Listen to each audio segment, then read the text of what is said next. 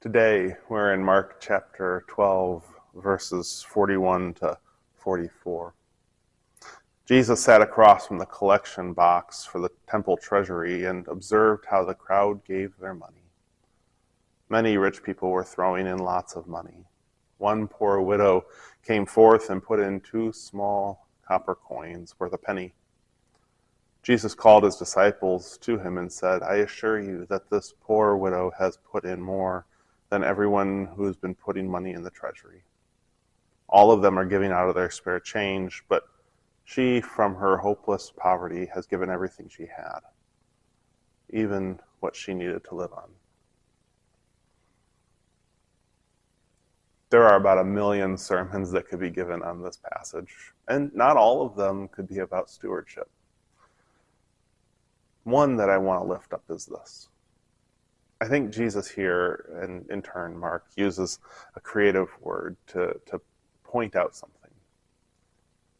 Jesus describes this woman as living in hopeless poverty. Hopeless poverty. It doesn't take much to imagine what that might feel like. A poverty that you can never really escape. It always follows you around, and whenever it feels like you're taking one step forward, suddenly bills come and you find yourself taking 2 steps back. A hopeless poverty, as Mark describes it, as Jesus describes it.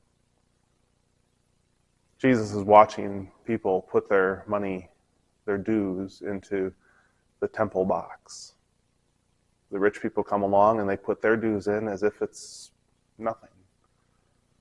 It's kind of like that idea of, to a billionaire, what's a donation of $1,000?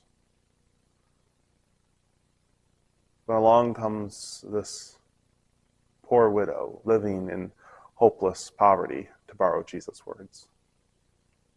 And she puts in 2 small copper coins that equal a penny. And Jesus describes that out of her minimum resources, she gave all that she had. So what's interesting here is the irony that Jesus sets up. He describes her as a poor widow living in hopeless poverty. And yet in her giving, it's almost as if she's giving out of hope. Not out of obligation, although perhaps some obligation. But also out of hope. That there will be enough.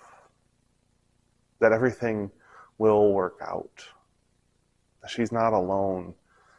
And in so many ways in her world, she must feel alone. It makes me think about the way in which we treat our money. Not just in our giving and our charitable work, but in the way we manage our financial world. Do we function out of hopelessness? Always scrapping together, hoping to have more so that when little is to be had, we've got enough? Or do we live out of hope? Trusting that practices we've put together will work in our benefit. That the wisdom we've received will help us in the long run.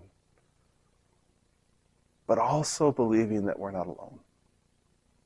And that God is with us and watching out for us. How do we live our lives? As those who are hopeless? Or like this seemingly hopeless woman living in poverty? Do we live and give with hope? Amen.